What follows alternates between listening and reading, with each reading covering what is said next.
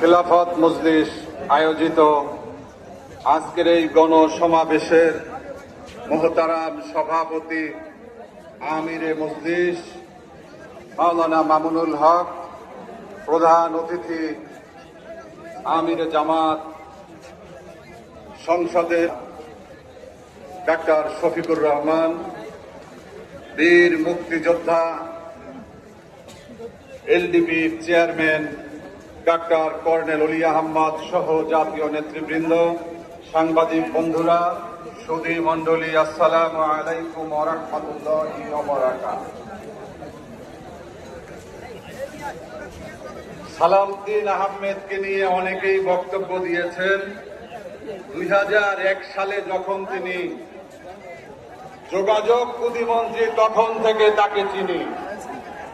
তিনি অত্যন্ত একজন সুদর্শন মানুষ। তিনি খুব সুন্দর করে কথা বলতে পারেন এবং তিনি খুব সুন্দর করে কথা বলতে পারেন।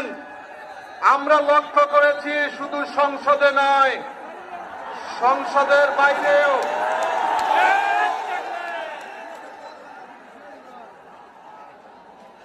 আপনারা বসেন, আপনাদের মেহমান আরো আসবে।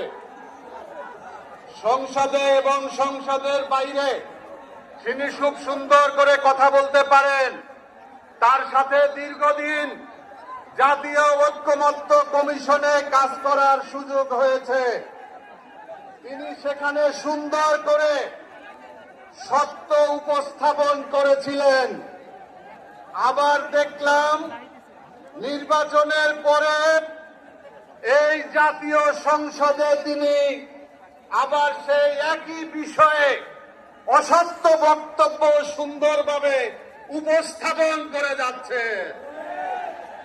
আমরা তো ভেবেছিলাম তিনি বোধহয় আইনমন্ত্রী, কিন্তু তিনি আইনমন্ত্রী নয়, তিনি হচ্ছে স্বরাষ্ট্রমন্ত্রী।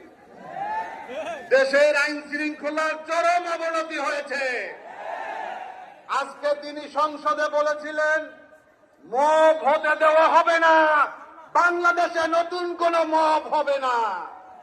কিন্তু আমরা দেখলাম চট্টগ্রামের সাবেক মেয়রের বাসার সামনে যুবদল মব করেছে। আমরা দেখলাম চট্টগ্রামের শিবিরের এক নেতার পা কেটে ফেলা হয়েছে।